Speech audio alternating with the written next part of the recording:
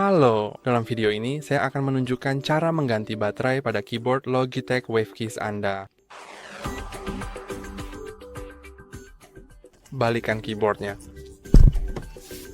Dan pintu baterai. Ada di sini, cukup buka seperti ini.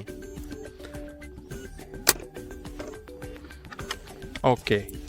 Dan sekarang Anda bisa mengeluarkan baterainya dan menggantinya dengan yang baru. Baterai harus dipasang dengan orientasi ini, jadi tanda plus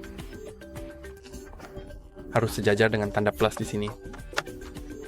Seperti itu. Dan sekarang Anda bisa menutup pintu ini. Sekarang, pastikan keyboard Anda menyala dan Anda siap untuk menggunakannya. Nah, itu aja untuk PowerPoint. Jangan lupa like dan subscribe.